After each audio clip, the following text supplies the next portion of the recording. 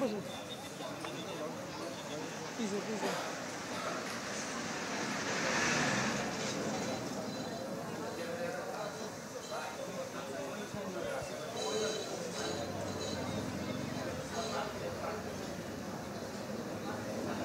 আপনাদের আবারও মনে করিয়ে দিতে চাই, দেশ করতে এনসিপির জুলাই পদযাত্রা আজকে গোপালগঞ্জে হয়েছে এবং তাদের রুটিন মাফিক তারা আজকে গোপালগঞ্জে যাওয়ার কথা এবং সেখানে সমাবেশ করেছে। কিন্তু সকাল থেকে গোপালগঞ্জে অপ্রীতিকর পরিস্থিতি বিরাজ করছিল। আওয়ামী লীগের নেতাকর্মীরা সেখানে ভাঙচুর চালাচ্ছিল যাতে এনসিপি নেতাকর্মীরা সমাবেশটি করতে না পারে। কিন্তু এনসিপি নেতাকর্মীরা সেখানে গিয়েছেন এবং দুপুর 2টায় সমাবেশ করেছেন।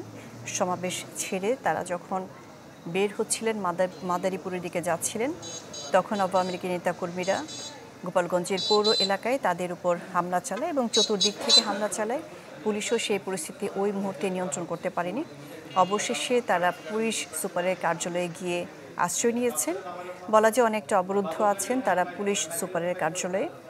আমাদের রিপোর্টার, আমাদের সহকর্মী সুলতান মাহমুদ আরিফ সেখানকার সবশেষ পরিস্থিতি প্রতি মুহূর্তে আমাদের জানাচ্ছেন।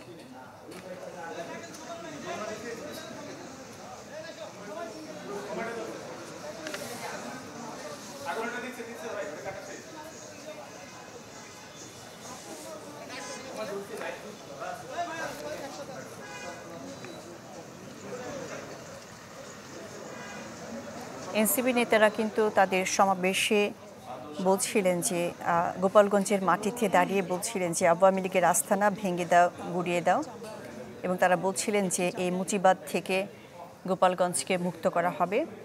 তারপরে মূলত বের হওয়ার পরে তাদের উপর হামলাটি হয়েছে। বাংলাদেশের শক্তিশালী থার্মিক স্টিল বার ফেমাস স্টিল লিমিটেড।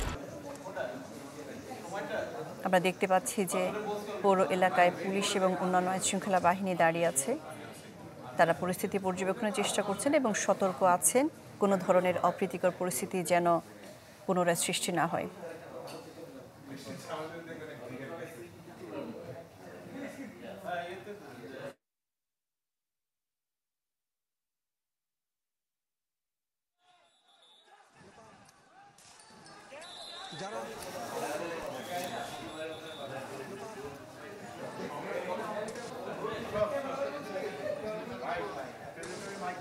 এনসিপির জুলাই পদযাত্রাকে ঘিরে আজকে তিন পুলিশ সদস্য আহত হয়েছেন। পুলিশের একটি গাড়িতে আগুন দেওয়া হয়েছে এবং ইউনোর গাড়িতেও আমরা যেমনটি দেখাচ্ছিলাম সকাল থেকে হামলা চালানো হয়েছে।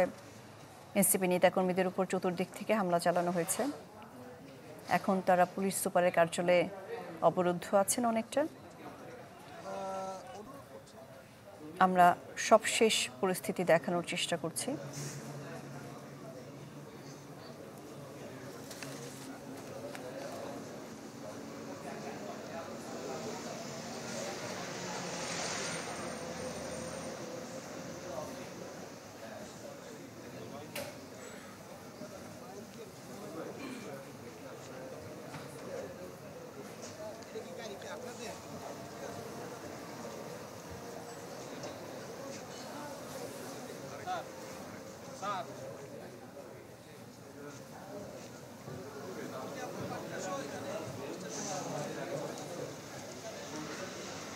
আমরা যেমনটি দেখতে পাচ্ছি যে একদম থমথমে পরিস্থিতি বিরাজ করছে, মানুষজন চুপচাপ হেঁটে যাচ্ছে না। আইনশৃঙ্খলা পরিস্থিতি বাহিনী সতর্ক আছেন কোনো ধরনের অপ্রীতিকর পরিস্থিতি যেন না হয়। আমরা এখন আমাদের সহকর্মী আরিফের কাছে চলে যাচ্ছি সেখানকার সবশেষ পরিস্থিতি জানার জন্য।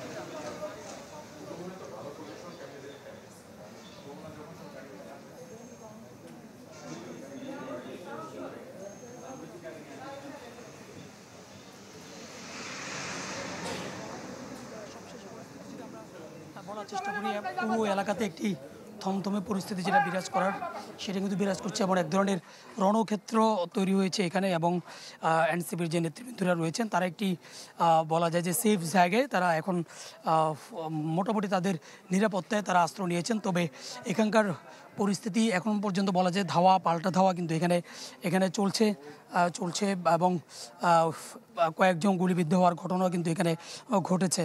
এবং মূলত আজকে সকাল থেকেই এনসিপির যে পূর্ব ঘোষিত যে প্রোগ্রাম সেটি শুরু হওয়ার পর থেকেই মূলত এখানে কিন্তু হামলার ঘটনাটি ঘটেছে এবং যে পুলিশের গাড়িতে আগুন দেওয়ার মধ্য দিয়েই মূলত আজকের দিনে যে হামলার সূচনা সেটা কিন্তু হয় এবং তখন 3 জন পুলিশ সদস্য কিন্তু এখানে গুরুতর আহত হয় এবং এরপরই বলা যায় যে এলাকায় এক ধরনের যে থমথমে পরিস্থিতি এবং আতঙ্কময় একটি পরিস্থিতি কিন্তু এখানে তৈরি হয় এবং এরপরই সমাবেশে দুপুর নাগাদ অর্থাৎ 2টোর দিকেই যে চারুদিক থেকে তাদের যে পৌর পার্কটি রয়েছে সেই পৌর পার্ক যেখানে তারা সমাবেশটি করছেন পদযাত্রাটি করছে সেই জায়গাটিতে চারুদিক থেকেই একযোগে হামলা করে এবং হামলা করার পর সেখানেও ধাওয়া পাল্টা ধাওয়ার যে ঘটনা সেই ধাওয়া পাল্টা ধাওয়ার ঘটনা ঘটে এবং এক পর্যায়ে আইনশৃঙ্খলা রক্ষাকারী বাহিনীর সদস্যরা সেটিকে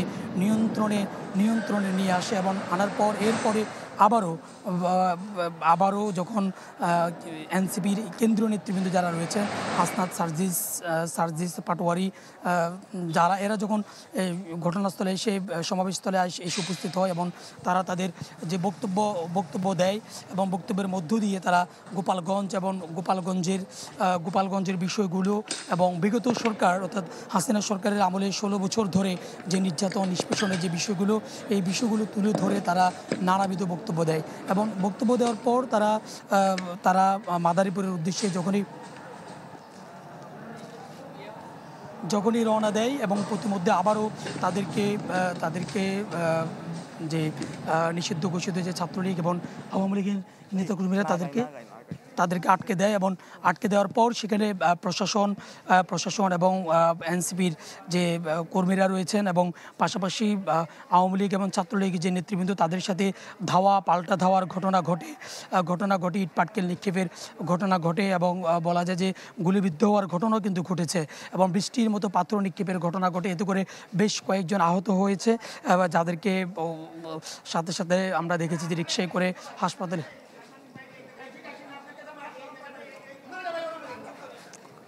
হাসপাতালের দিকে তাদের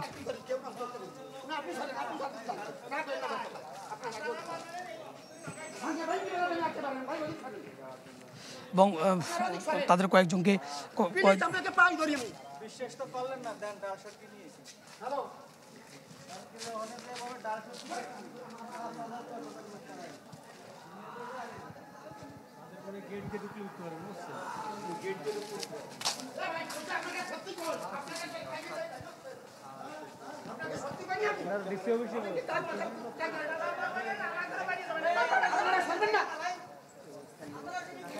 এবং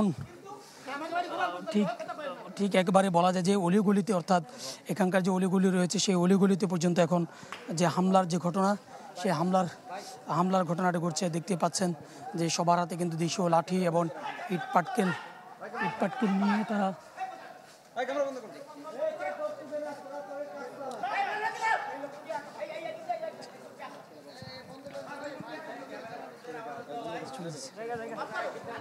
হামলার ঘটনাটি ঘটেছে এবং এখন পর্যন্ত দেখতে পাচ্ছেন যে আচ্ছা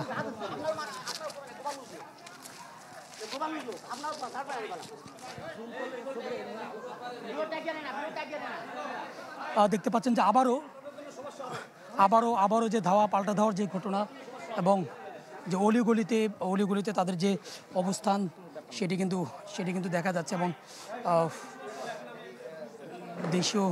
দেশীয় যে লাঠি ছোড়া এবং ইট পাটকেল নিক্ষেপের ঘটনা কিন্তু ঘটছে এবং বলা যায় যে এখন পর্যন্ত সেই দুপুরের পর থেকে এখন পর্যন্ত ধাওয়া পাল্টা দেওয়ার যে ঘটনা সেটি ঘটছে এবং এই ঘটনার পর থেকে আমরা একটি বিষয় লক্ষ্য করেছি যে আশপাশের যে ভবনগুলো রয়েছে সেগুলো কিন্তু অনেকটা বন্ধ করে দেওয়া হয়েছে এবং দোকানপাট কিন্তু বন্ধ রয়েছে এবং বলা যায় যে একেবারে নিস্তব্ধ একটি পরিবেশ কিন্তু এখানে তৈরি হয়েছে এবং বর্তমানে এনসিপির যে নেতৃবৃন্দরা রয়েছেন তারা একটি একটি সেফ জোনে গিয়ে তারা সেখানে আশ্রয় নিয়েছেন। তবে এখন পর্যন্ত বাইরের যে পরিবেশ যদি আমি বলি, বাইরের পরিস্থিতি কিন্তু এখনও যে পাল্টা ধাওয়া এবং ইট পাটকেল নিক্ষেপের যে বিষয়টি সেটি কিন্তু ঘটে যাচ্ছে এবং সেটি স্পষ্ট দেখা যাচ্ছে। এবং পুলিশ আইনশৃঙ্খলা রক্ষাকারী বাহিনীর সদস্যদের সাথে এবং এনসিপি নেতৃবৃন্দ যারা রয়েছেন তারা সহ এবং তাদের উপরেই ছাত্রলীগের আওয়ামী লীগের নেতৃবৃন্দরা যে ইট পাটকেল নিক্ষেপ করছে এবং পাশাপাশি পুলিশ সদস্যরা অর্থাৎ আইনশৃঙ্খলা রক্ষাকারী বাহিনীর সদস্যরা বিষয়টিকে নিয়ন্ত্রণে আনার জন্য সর্বাত্মক প্রচেষ্টা অব্যাহত রেখেছেন। এবং যারা এনসিপি নেতৃবৃন্দ রয়েছেন তারা কিন্তু একটি অভিযোগ তুলেছেন। তারা বলছেন যে এখানে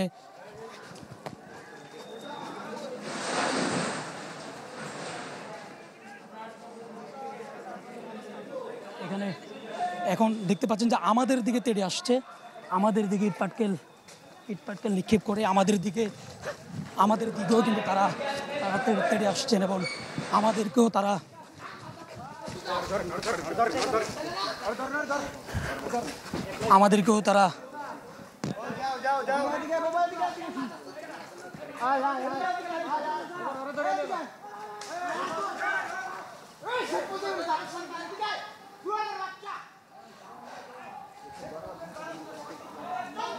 এদিকে আসতেছে। এখন তারা আমাদের দিকেও সাংবাদিকদের দিকেও তেড়ে আসছে। আমরা এখানে কয়েকজন সাংবাদিক এটি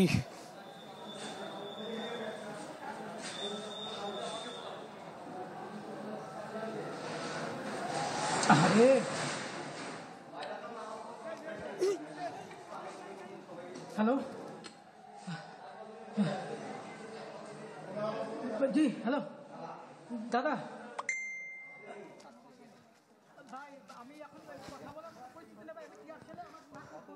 এবং তারা সাংবাদিক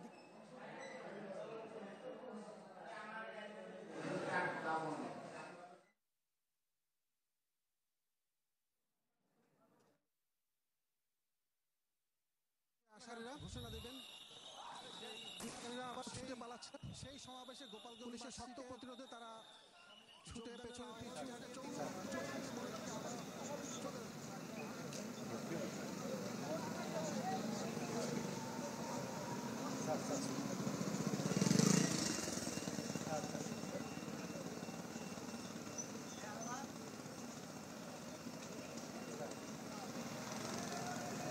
শহর না বলুন, শহর বলুন স্যার। ঠিক আছে স্যার।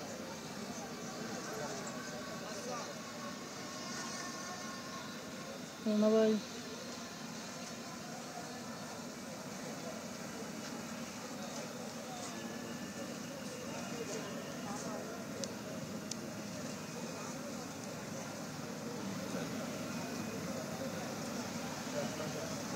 পরিবেশ খুবই খারাপ।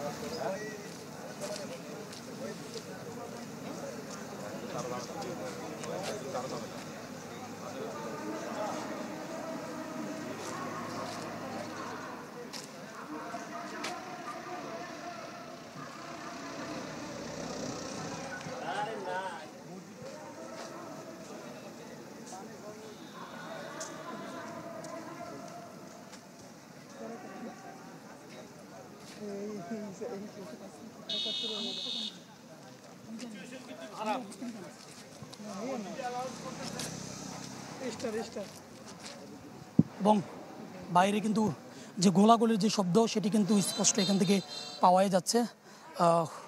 যে গোলাগুলির শব্দ হচ্ছে এবং যারা অবস্থান নিয়েছেন আমরা দেখতে পাচ্ছি তাদেরকে যদি আমরা একটু দেখাই, তাদের বয়স কিন্তু দেখতে পাচ্ছেন বয়স কিন্তু বেশি নয়, খুব অল্প বয়সের যে ছেলেরাই কিন্তু এখানে অংশগ্রহণ করেছেন। এবং এনসিপির পক্ষ থেকে বলা হয়েছে যে এরা টোকায় ভাড়া করে নিয়ে এনে মূলত এখানে যে হামলার ঘটনাটি ঘটানো হয়েছে। এবং আমাদের দিকে তেড়ে আসার যে দৃশ্যটি দেখছেন, এরা কিন্তু আমাদের দিকেই ওখানে দাঁড়িয়ে সাংবাদিকদের দিকেই ইট পাটকেল নিক্ষেপ করছে তারা, এবং তারা সাংবাদিকদের দিকেও পর্যন্ত তেড়ে আসছে। কোনো গণমাধ্যম কর্মী দেখলেই তারা তাদের উপরে ঝাঁপিয়ে পড়ছেন এবং বলা যায় যে কোনো মানুষ যে যেখানে আটকা পড়ে আছেন তাকে সেখান থেকে বের হওয়ার কোনো সুযোগ তারা করে দিচ্ছেন না বা সুযোগ দিচ্ছেন না, তাদেরকে সেখানেই তাদেরকে আটকে রাখছেন। এবং প্রত্যেকটি গোপালগঞ্জের যে পৌর পার্কটি রয়েছে এর আশপাশে যেখানে সমাবেশটি করেছেন, পথসভাটি করেছেন এনসিপি নেতৃবৃন্দ, তার আশপাশে যতগুলো সড়ক রয়েছে, তার আশপাশে যতগুলো রাস্তা রয়েছে, সবগুলো সড়ক, সবগুলো রাস্তার মুখোমুখি কিন্তু এরা অবস্থান নিয়েছেন এবং যেদিক থেকেই কেউ বের হতে চায় সেদিক থেকেই তারা তাদেরকে ইট পাটকেল নিক্ষেপ করে, পাথর নিক্ষেপ করে এবং মারধর করে। এবং যে পৌর পার্কটি রয়েছে সেই পৌর পার্কের ওখানে কিন্তু বেশ কয়েকটি জায়গায় ইতিমধ্যে তারা আগুন ধরিয়ে দিয়েছেন এবং তারা বলছেন যে কোনো মূল্যে তারা এখানকার যে এনসিপি নেতৃবৃন্দ রয়েছেন তাদেরকে এখান থেকে বের হতে দেবেন না, এমনটি তারা কিন্তু বলছেন। এবং অপরদিকে আমরা হাসনাত সার্জিস যারা এখানে একটি সেফ জোনে আশ্রয় নিয়েছেন, তারা যেমনটি জানান দিচ্ছেন, তারা বলছেন যে এখানে যদি আইনশৃঙ্খলা রক্ষাকারী বাহিনীর সদস্যদের যে সক্রিয় ভূমিকা থাকতো তাহলে আজকে এই পরিস্থিতি তৈরি হতো না, তারা এমনটি বলছেন। এবং তাদের অভিযোগ যে এখানে শক্ত অবস্থান না থাকার কারণেই মূলত এরা সুযোগ পেয়েছে এমনটি করতে। এবং তাদের অভিযোগ যে 5 আগস্টের পর থেকে এখানে আইনশৃঙ্খলা রক্ষাকারী বাহিনীর সদস্যরা যদি সক্রিয় থাকতো এবং আইনশৃঙ্খলা রক্ষাকারী বাহিনীর সদস্যরা যদি এই নিষিদ্ধ ঘোষিত ছাত্রলীগের নেতাকর্মীদেরকে এখানে গ্রেপ্তারে তৎপর থাকতো, তাদের যারা এখানে অন্যান্য জায়গা থেকে যারা এখানে আশ্রয় নিয়েছেন তাদেরকে যদি গ্রেপ্তারে তৎপর থাকতো তাহলে আজকের এই রণক্ষেত্র তৈরি হতো না বা আজকের এই পরিস্থিতি তাদেরকে দেখতে হতো না।